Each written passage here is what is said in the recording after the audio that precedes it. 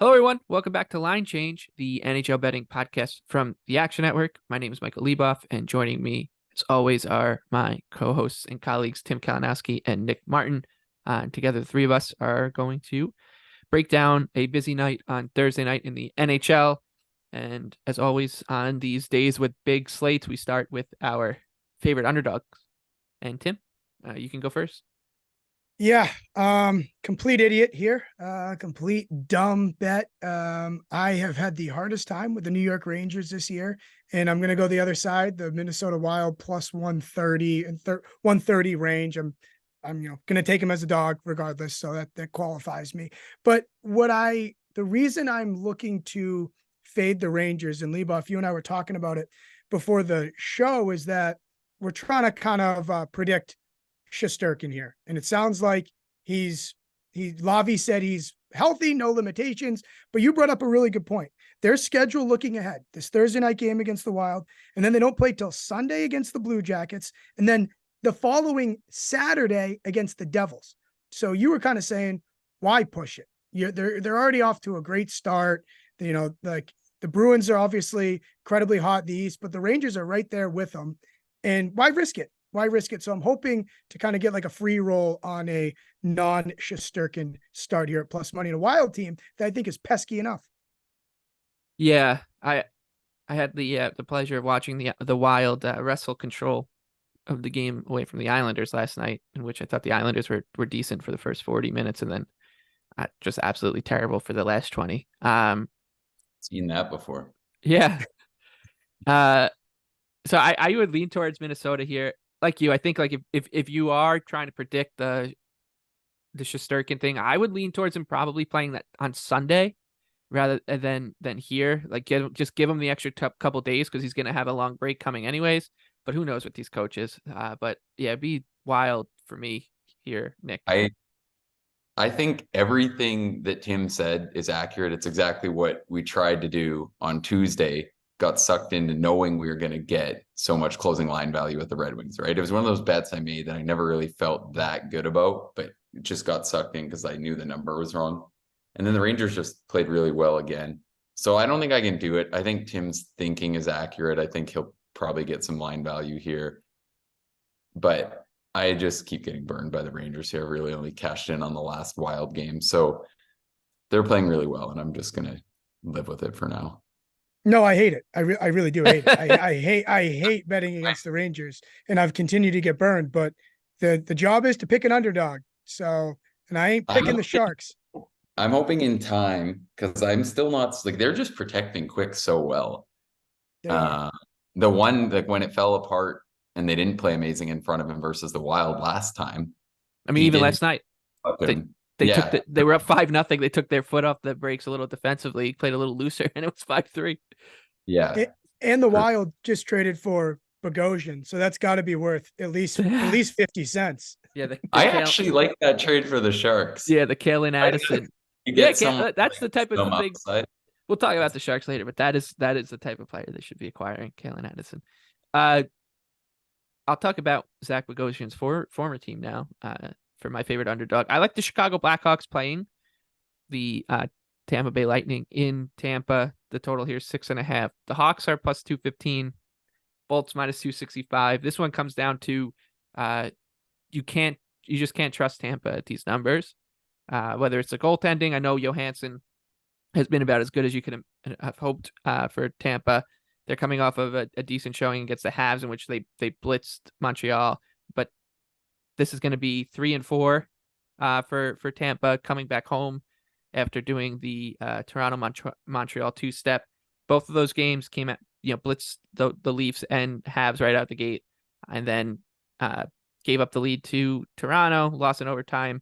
Montreal made a little bit of a push as well, but I just think that this Hawks team is much more dangerous at these numbers than they were last year. They've obviously raised their ceiling with Bedard, better depth. Corey Perry, I think, is absolutely worth a look here. The Worm, he's the type of guy that thrives on spite.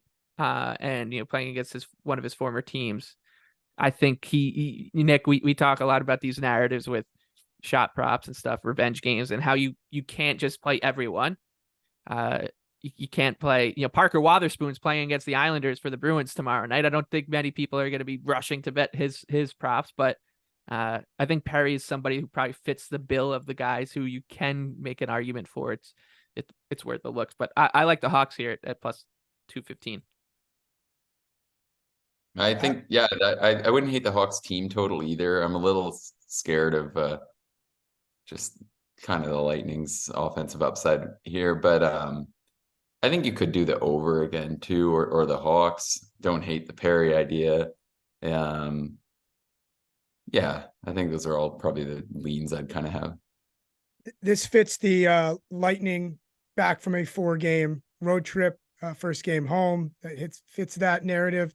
And Tampa Bay also 0-4 in overtime this year. So they no good for a team that is that skilled, pretty frightening. And one more point, you got to be actually feeling pretty good if you're Tampa this without Vasilevsky. I know we've kind of got on them, but they've kind of done the job. They've done well enough, right? Yeah. No, I think results wise. Yeah. Yeah. Results wise. I think it depends how you look at it though, because the goaltending, I don't think they're going to get, it sounds insane to say, but they're not going to get that much better goaltending when Vazzy's back. Right. They'll get a better goaltender, but will the goaltending be? Like if he had played these games, how much better would their record be? I think is the way I'm looking at it. I think you're right. But we always say like the Lightning cheat code is that their best player might be the netminder. Like he is that good. Yeah, I think I think you're right. Like the same, we had this discussion about the Panthers too, that you just purely on results, they needed to tread water, do a little bit better than that through the first 2 months, and they are on pace to do that. Nick, your turn for an underdog, and I would call it. Yeah, I think that this is fair to call the headliner on Thursday night. It's speculative. So I think that the Senators are going to get to a good underdog price versus the Vancouver Canucks, who I think in time are going to be a little overvalued here. They have actually cleaned up their defensive play compared to the start of the year when they were more so just like pure, like running good and nothing's getting in their net. But I still think overall this team's not as good as they've shown. And I had hoped for a better number here. I'm hoping that people push it to like Sens plus 110, and then I'd be pumped on this. But I'm trying to start finding spots to fade the Canucks because it's just, at this point, you're not going to, like, I think the Oilers game was the perfect example, right? We talked about it. There were so many of those like bounces that went their way and not the Oilers' way. And on so many of the same plays, like I thought we talked about Besser, like his tap in, he blocks his own teammate's shot, drops at his feet, it's in the net. And then 2 minutes later, the Oilers have numerous sequences where they're in the crease for like seconds on end. One of them gets in the net and it's a kick in. And just those things are all going in the favor of the Canucks. And that's when it's just like, you get to a point where that's not going to happen. I don't think they're defending that much better than last season. You have to give the credit to Talkett, but you also just got to look at like a lot of these breakdowns aren't ending up in the net and then people just forget about it. I thought the exact same thing about they gave up that short there on the power play, gave up a full ice 2-on-1 and Nurse just couldn't finish it. And those are just the things that have gone in their favor all year. And eventually that just leads you being a little overvalued. So in time, I think there'll be even better fades. I'd also like to see how the Senators game goes tonight a little bit, but I mean, right now the Senators have two pretty 50-50 goaltenders, right? It looks like, so I don't really care that whatever combination they go with on that front as well. Not really a traveling back-to-back either. So I think you're missing the most important factor is if they lay an egg against Toronto on Wednesday, the back-to-back has nothing to do with the goaltending. It's how tight does then this team get in like another must win. Like I think that's like you win versus Toronto, you're feeling good, you're happy, people can pump into the narrative, whatever. You lose and it's like, do or die home game, blah, blah, blah. So I think either way, you can like pick your narrative you want to target it on. I just think, with the talent on the Sens roster, this is hopefully going to be a pretty good number if we can get it to plus 110. Yeah, I only see it moving in one direction, and that's the direction of the Canucks, unless the Senators win 12-0 tonight against the Leafs. But yeah, I'm with you too. I think that this is kind of just the rhythm of betting an entire season. Is a team is going to go on a run like Vancouver is. They deserve a ton of credit, but eventually that run is just going to inflate their price, and there are some flaws here. So it's we're not like grasping for straws to make make it sound good. And the other thing here is they're red hot. They're coming off of a great performance, and they're only minus 112. So you got to imagine that a lot of people are going to be pretty happy to back this team at that kind of price, even if it moves to minus 120, minus 125 against the Senators team that's had all sorts of drama. Like the reality is the bounces determine the NHL so much, like so much more. Like I think there's so many cases every night. You look at last night, Penguins, probably I didn't catch it all, watch the game reel, but it looked like they probably played the Ducks worse than last time, right? And it's a closer price. And then they pay off with the win. And what was the other? There's another spot I was thinking the exact same thing about last night. But anyways, the reality of it is like those things, you're trying to predict what's going to happen in the future, right? Not the previous results. And that's where we have some of these ones where we look so dumb, being like, now's the time for the Sharks or something like that. And then there's you get the replies from all the bettors who are just betting like, oh, this team's 8-1-1 and these. And at the end of the day, you're just trying to predict what should have happened based off like the way things played out, I think is kind of the best way to think about the NHL. Oh, the Sharks. I think the Sharks game is a perfect example because it looked like Philly dummied them pretty good, right? And they just every time I looked up, I thought the game was actually only a half ice game at one point. It was just played in the Sharks end. And another just quick narrative too is the Sharks went from "can you just please be competent" to now they're like getting told how great they are.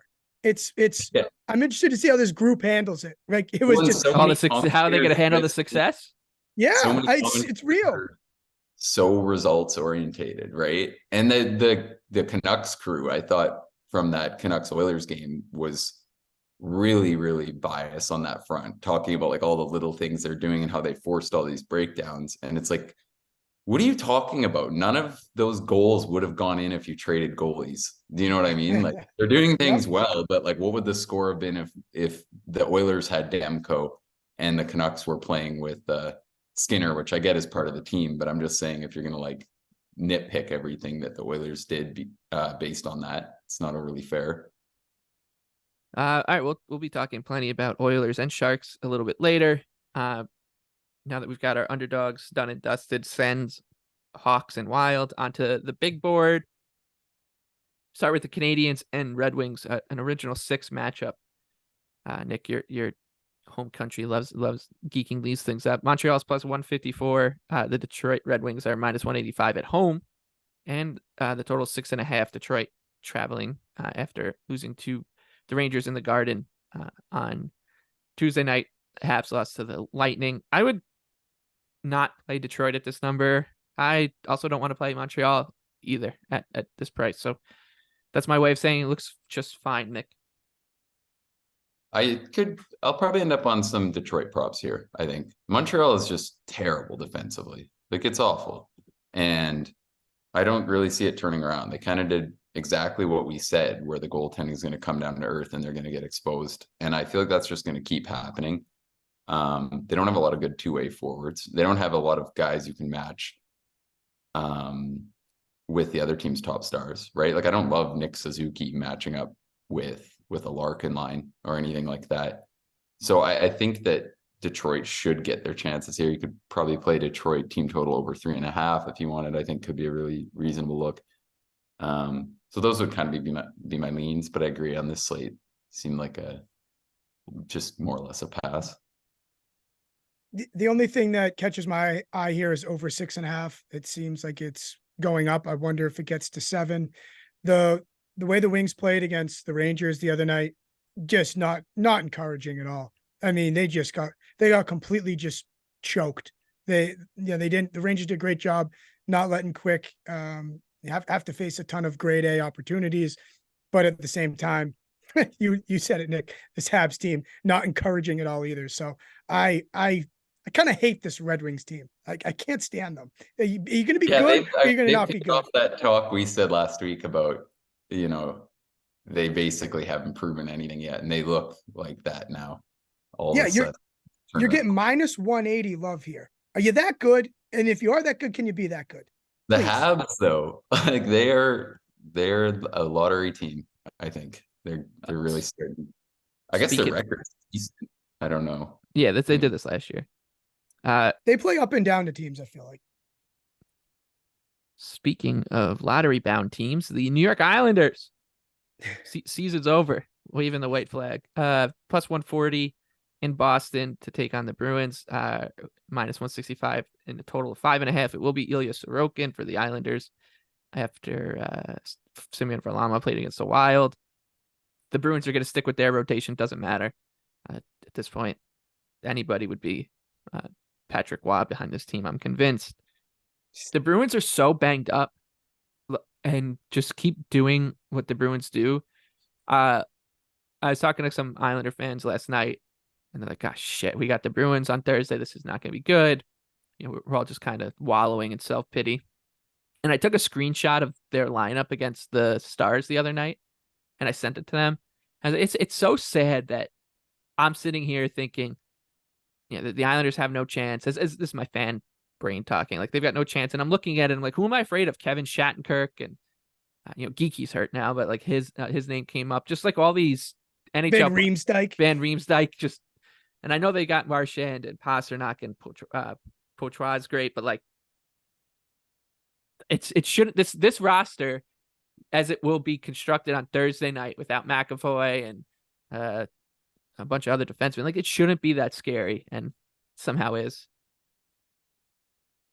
It is such a good team game, though. They play such a good team game. Maybe it's Patrice Bergeron is out there and he just is wearing a different jersey with like a made up name. I know, and like they've changed coaches, and no matter what, it's just the same. And their goalies are tremendous. Like, they're so good at helping what they're supposed to, and the team is just so good at limiting. Like, it feels like they know exactly the chances they're happy to give up when they don't have possession, and on an average night they do such a good job of that. Also, Lowry is insane. Awesome. Yeah, I had no idea who this kid was, and he's really good. Monster. I thought so when they called them up, I hadn't noticed at all, and then I turned the game on. Was that against the Stars? He scored his first goal. Whatever his first game was, and I'm just watching him. He's deep in the offensive zone. I'm like, who is this big number 6 forward that they got? Like, is he just like a AHL call up? He's just gonna scrum in front of the net. And then I'm watching him like, why is this forward playing in defense? Like, who is this guy? And then I heard the story about him being from Louisiana, and his dad was the coach in ECHL, and just not right, not fair. Tim, it's not fair. They're not even punished right now with McAvoy out. I know, and you love when kids get called up and they play their game. Like, they don't just sit. Yeah. No, he's aggressive as hell. He's got the puck on his stick. He's in overtime. Nick, you always say, I like this team's process. The Bruins process is just freaking out of control. They're so good. In the regular season, they don't make mistakes, and the mistakes that they make are like the right mistake. And you said we were talking lottery. I feel like you have a better chance of just going playing the lottery than trying to fade the Bruins, because it's just, I'm done doing it. I tip my cap. There's something like 80-20 in their last 100 regular season games. Like, what the hell? Like, is this college football? Like, they're like freaking Georgia. The just some betting notes here. Bo Horvat, keep an eye on his status. Adam Pelech too for the Islanders. Those two guys out do make a difference. They're both supposed to travel to Boston, so we'll see. But I do think that this line has, even with those guys playing, like, still has some room to move towards the Bruins. So if you're going to bet the Islanders, I think you can probably afford to wait. But it looks like a pass from all three of us, and from a betting perspective. Stars and Blue Jackets now. Dallas is a prohibitive minus 198 favorite on the road. Jackets plus 164. The over-under is 6. Nick, you're on the Stars here. Takes a little bit of gumption, I think, to bet them at this kind of number, because I just don't think that they've clicked it into gear just yet.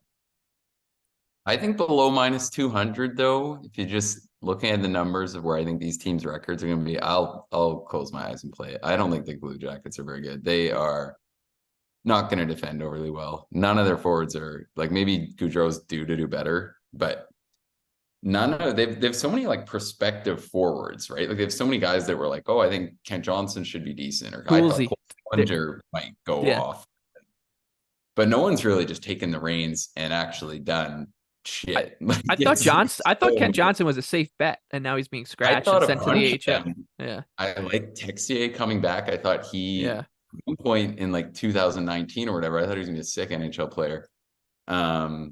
But it just feels like none of those things are panning out. It's just so many like middling guys that you're hoping something's going to work out. Marchenko even hasn't been as good as I might have thought. So I think these teams are fairly far apart right now. I don't mind the spot for Dallas, and I'm willing to play it. I think I'm pretty low on Columbus. I thought this actually might have been a hair bigger. Hate it. Hate the game. Hate the game. I don't know what else to tell you. I hate the game. Perfect. A game that we're not going to hate, of course, is the Arizona Coyotes on the road taking on the St. Louis Blues. Coyotes, Nick, you were in the building to see them play the Kraken on Tuesday night. Now they head out back to St. Louis for the second time already this season. The Yotes are plus 102 right now. Blues minus 122, a total 6.5. So like I said, these two teams already had played. I think it was the 4th game of the season after the Yotes played the Devils, Rangers, and Islanders. And that number closed with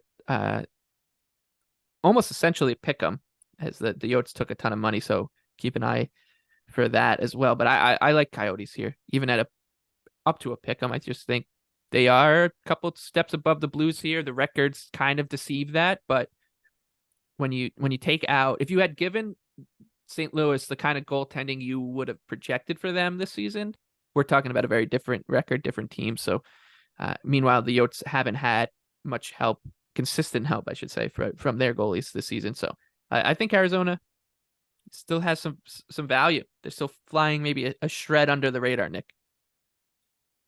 Yeah, they're in a bit of a less convincing spell, right? The Jets game wasn't great. Last night wasn't great at all. Coach would be the first to admit that. They found a way, and those are the ones we were thinking they might be good in this year, right? Is these gut check, find a way kind of games. But it's starting to look a little more concerning down the lineup. But this is one I thought, I was surprised it didn't open closer to a pick'em. So at that point, I kind of just got sucked in on Coyotes. It's one of those ones I just don't feel great about the spot. I think the Blues are playing a little better than their underlying results the last few too. Which scares me off a bit, but it kind of reminds me of that Detroit spot we talked about, where just like, I don't really understand how some books open this at plus 115, plus 120. That's just wrong at this, right? So I don't know. I don't love the spot, but I still think it's Coyotes or nothing. They are, I don't know. Are they not going to finish above the Blues in the standings at this point? Seems pretty reasonable to think that. So for me, that feels like a big edge to give on home ice, basically alone. I think that's a good way to look at it, is that we just think that the Coyotes project to be better than St. Louis. Coyotes, sneaky top 10 power play percentage in the league. I can't get enough Logan Cooley. God, do I love watching him play. And I'm not high on St. Louis, but I feel like I think I'm aware of my Coyotes bias here, and that's why I'm trying to listen as much as I can. And I'm in the wrong room for my Coyotes bias to be convinced the other way. The other thing too that's kind of interesting is Vejmelka's not been good. Binnington's been really good. Who knows like where those two situations go? I think is kind of an interesting like thought on this, because obviously everyone would have thought Vejmelka would have been the better goalie this year. That hasn't been the case at all. So, and me and Mike had kind of talked about this the other day, is like, it seems like the times that I've tried to credit goalies turning it around and being like, well, I think Vejmelka is better than this year. It's been a disaster. Really. So I don't know. what all to think on that front. And Bennington too, he's all over the place. Yeah, he's a nut. It's really hard to project goaltender. I You will also think? I'll bring up a nice anomaly here before it gets ruined. That if you look at the Central Division standings right now, numbers 1 through 7 descend perfectly by 1 point. So Colorado's in first with 16 points, Stars second with 15, Jets third 14, Coyotes fourth 13, Wild 12 points, Blues 11 points. Last wild card spot currently. Preds 10. Yeah. Yikes. So that was just, I needed to point that out because my brain noticed it. Preds and Jets now. I feel like the Preds and Jets have played 8 times this season. They might not have played yet, but it just feels like one of those matchups that every time I look at the NHL schedule, the Jets and Preds are playing. Predators plus 124, the Jets minus 148, and the total is sitting at 6. I think this maybe is a little rich on Winnipeg. So I likely will be playing the Preds here, Nick. I don't know. I don't really have any thoughts here. I'll probably keep my eye on the Saros shots. I just don't think they're going to what Saros saves total is, I should say. I don't think they're going to control play at a pretty high level. I like Winnipeg's process. I don't like it the way I liked it versus Calgary, which ended up being just a complete tap in. But I don't think the Preds are going to like control play at a high level versus these teams, right? And they're actually playing a pretty up-tempo game too, which is like the interesting part. Like the strength so far for them has been their chance generation. So I don't know if that holds, but I think we like the Jets on this. Yeah, we do. Yeah. So I'm kind of just neutral on this, I guess. I think this is the opportunity to play the like kind of a better team at like a shorter favorite, kind of like gift. It's not, not a slam type of like 10 unit bet for me, but I just think I'm going to take the cheese on a Winnipeg team that I really like at a number that's in the 150 range. I'm going to look back, and by the time this game, by the time puck drops, I'm going to probably bet Winnipeg. You said it, this Predators team, not inspiring at all. The way, also too, yikes against Calgary. Can't lose to Calgary. Not everyone hates Calgary. I'm telling you, I said it after the Stars game, said it versus the Kraken. I think the Flames are playing a little better than people are crediting. It seems like everyone lowered them down to being like a true non-playoff, like garbage team. And then now they're finding it a bit. So, and credit to them for going down 2-0 and not quitting. Yeah, 2-0. Especially like that was a good win because they really shouldn't have been down 2-0. I know we say that every Calgary game, so at some point it's like what's true is true. Yeah, exactly. Like it's been 100 games that we've been saying like, how did Calgary lose? So at some point you can't just say that, but it does seem like almost more than ever they're playing pretty decent hockey right now. Yep, 2-game winning streak for. I love that. It all culminated with them losing at the Heritage Classic against the Oilers, and everyone was like, all right, that's it. Here comes Edmonton. There goes Calgary. And it's I think the opposite. 1-2 would have been, because I remember I was watching so intently because I had tie. I thought they should have tied. The Stars game, if they had finished that comeback, which they easily they played well in that game. Yeah, that was the game right after the Heritage Classic too. So it like added to that narrative. Yeah, exactly. Even though they played well. You're telling me the season didn't end after Game 9? No, well, it did. It's because it was outdoors and it was in Canada, and and they got to talk about how everyone grew up playing outdoor hockey. They should just be so thankful. The Calgary Flames should be so thankful that the Edmonton Oilers exist. Every team in Canada should, man. Like, think about the Senators. Like the Senators have every week they're dealing with like a different crisis, and all everyone wants to do is talk about the car crash in Edmonton.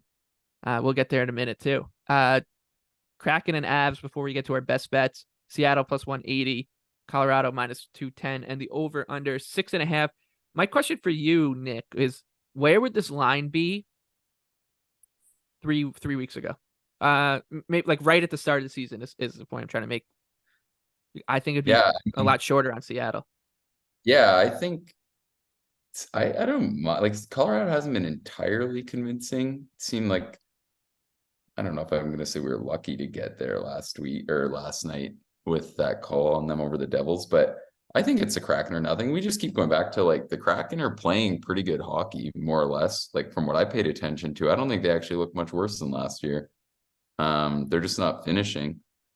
And I think I could see the under being a trendy play here, and I don't really love it actually. I think the Kraken are really getting their chances. Like they're starting to look like that deep team that can come at you and score with their depth. And they also have a pretty legitimately good top line.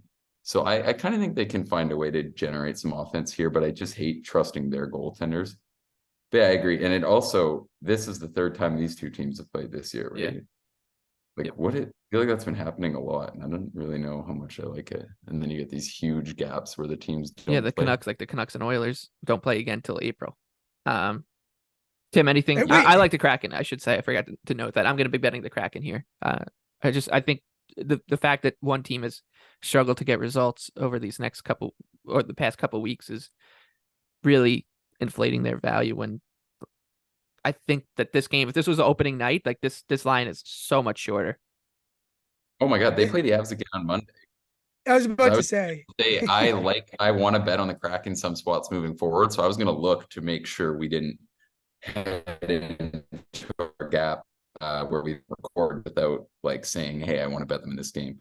They play the Oilers on Saturday, which could be chaotic and should be really fun. And then, yeah, they play the Avs again on Monday. It's weird. Seattle. This is a great podcast. All of us every game. I'm having a hard time. We're just here to talk about the Sharks and the Oilers. Okay, that's why we're here. We're just killing time till we can talk about the Sharks and the Oilers. I love Colorado. You watch them, they look like they play in another sport. They play downhill the entire game. The only way that things go wrong is if they're asleep or they're too aggressive and they get caught on the other end of the ice. The only way to handicap Colorado for me this year feels like you're going to have to handicap a game where like they might be disinterested. And I think Seattle has their attention. So but the number's too long for me to play. Okay. We finally get to do it then. Onto our best bets. Nick and I have actually, we'll save Sharks and Oilers for the last. Nick and I have a bet in the same game as our favorite bet. That game is Penguins and Kings. Penguins plus 105 on the road. Los Angeles minus 125 at home, and a total of 6.5. Not the best spot for the Kings coming back west, but this team is really, really good. And as long as the goaltending holds up and Cam Talbot looks to be in a decent nick of form right now, they should be just collecting wins left and right. Meanwhile, the Penguins, Tristan Jarry got hurt the other night. Alex Nedeljkovic is out, so we could see Magnus Hellberg in goal for Pittsburgh, who are coming off a 2-0 shutout win against the Ducks, in which, as Nick said, like they were fine, but I don't think they were entirely convincing in that one. That there were a couple of breakdowns early in the game that the Ducks could have found some life from. But yeah, I think that when you adjust this number for home ice advantage with Hellberg as a projected starter for the Penguins, you'd get Kings as a slight underdog. I don't think that's right. So I'll take the Kings here, Nick. Yeah, and I'm going to go in the direction of the over. There is 6.5 at minus 120 at the time of recording. I think I would play 6.5 to like minus 145. This could be like a smash spot for the over to gain so much value. I think if you bet early, hopefully we get this out in time, and if not, follow me in the app. I think that the Penguins have the highest expected goals for per 60 in the entire NHL. Like analytically, they've generated the most chances in the league. They've had a bit of a cakewalk schedule that's been boosted by a couple dates versus the Ducks. But then again, other teams aren't doing that to the Ducks. And I just think they're due to finish more chances than they are. Like it's really should be a top third power play this year. I don't think as much of a bold take. And the top two lines both should generate a ton of chances. The third line's actually playing a little better now too. So I think and then obviously you look at the back end, its best strength is generating offense. So I think they're going to play high scoring hockey once they start to finish. Like Leboff said, Magnus Hellborg would be tremendous for the over. And then also, if the Kings start Cam Talbot tonight in Vegas, that would help greatly because I'm going to see Phoenix Copley. Don't mind that at all. So I think this can get to 7 easily, and there's a lot of upside. And then, to talk about the Kings, they've got a ton of guys going offensively, and they can score at will. So I think, especially I don't mind that it's a back-to-back spot either, because it's just one of those things you're try to deal with a fast Pens team that can generate chances, and they're going to need to hopefully score their way out of that if you're the Kings. So I just think this one has good upside to blow up with 2 weak goaltenders and 2 really competent offenses going. Yeah, it's I think it looks like a classic situation where there's a chance that bettors just overrate the spot to me. That it's a back-to-back. Kings are just wrapping up a long road trip. So I like Los Angeles. Tim, anything here before we get to your best bet and a party talking about the Oilers and Sharks? I've been convinced on the over by Nick. I thought he laid it out really well. I actually don't like the spot at all for the Kings. I know you guys, it's not necessarily the back-to-back. It's just the road trip that ends in Vegas. Vegas is going to give you a real hard time. Obviously, tough team to play against. And then you kind of get this like Pittsburgh kind of sneaks in the next night. And it's a Pittsburgh team that we think is pretty mediocre. So I'm worried about the Kings kind of just running out of gas and from a mentally and a physically perspective. And then that's kind of where I land on over. I think that has a lot to do with, besides the goaltending, besides the way the back-to-back lies, the LA road trip back home, back-to-back. Okay. Yeah, let's bet Pens exact score. What's that? Said 5-3 Pens exact score, something like that. All right. Oilers and Sharks now. Tim, this will be your best bet. The Oilers are minus 305 on the road, despite, a minus 305 favorite, and that team on the road, a minus 305 road favorite, and that team is 2-8-1 on a 3-game losing streak. Does it get any better than that? I don't think so. And 2 books I shouldn't even say 2, numerous books opened way below that.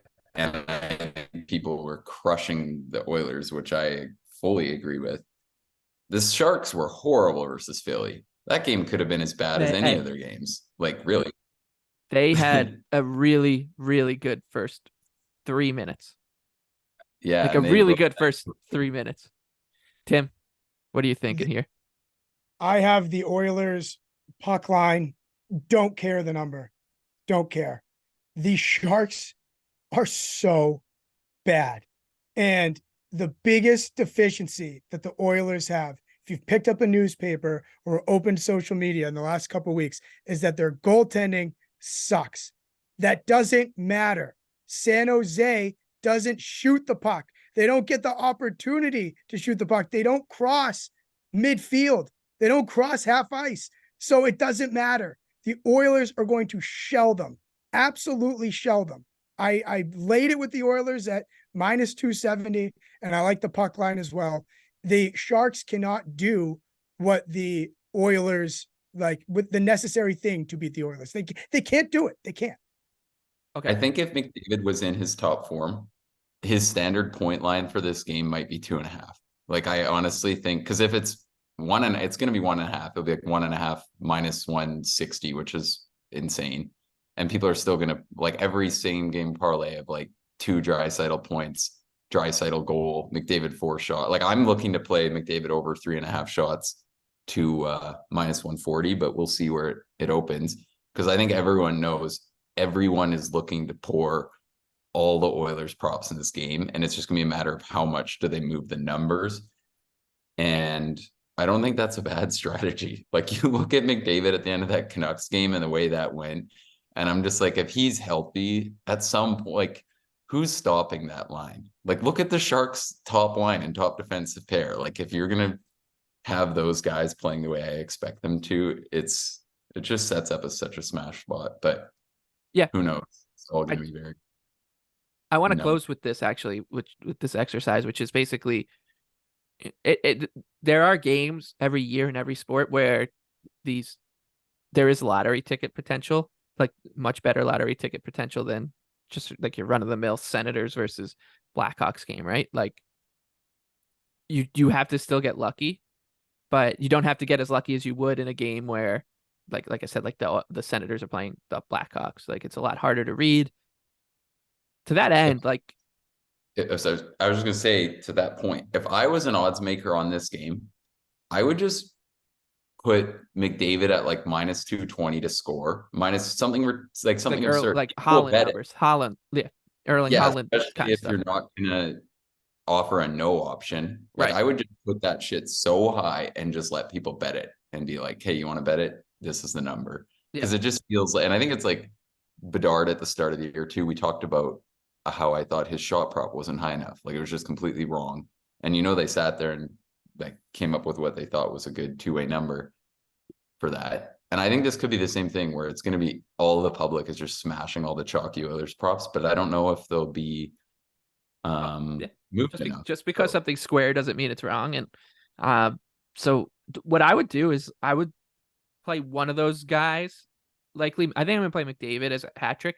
He was 28-1 the other night to score a hat trick against the Canucks. That number is obviously going to come down, but like that number to me is if you like. He's got like 8-point potential in this game. Is the point? Is I'm trying to make it so like pick an avenue like that. Like how do you see this game? What's the game script for this game? I'm gonna go off of like Oilers score 7+. I like that. And I think another one too that I'll throw out there that could be interesting is, especially if it's Blackwood because he's more confident, is Oiler or his save prop to go over in alt saves because maybe he plays decent. 42, like 42+, like something like that. Yeah. The thing that's scary there is like he could give up 3 and get pulled. Yeah.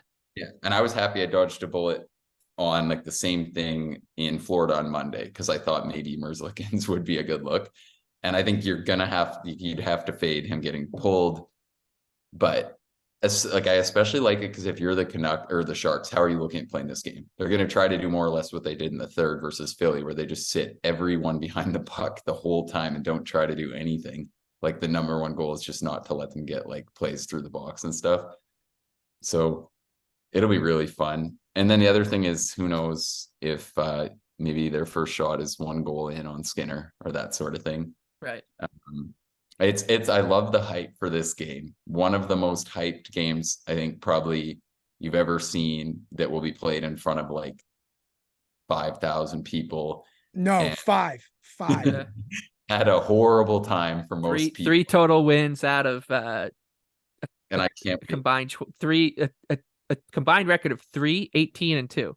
And yeah, I think I do because I think that this game is going to make somebody out there rich. And I hope it's one of the listeners because it's whether it's just a same game parlay or it's taking some weird stuff from this game, parlaying it, and then doing one of those super same game parlays and bringing in some other stuff. It's there. Like it's there for the taking this game. Absolutely, Tim. Daryl Sittler on notice for this game. Seriously. Record for 10 points in a game. He's on notice for this game. That just here, you just pull up Hockey Reference. San Jose Sharks, opponents' shots on goal. Let me just read a couple. 52, 42, 40, 42, 39, 38. It's just unbelievable. And then them themselves, they have cleared 30 shots on goal twice this season. Only 2 times. And it was 31. Yeah. I think another interesting one too is you could consider like if the game's getting out of reach and you're up on a site with some live betting goal scores, you could bet on some stupid Oilers ones. Like that would have worked on some of these games recently. Like if Zach Stortini was still on the Oilers or something. Yeah, like Vinny Desharnais. Yes. Yeah, Desharnais would be a good one.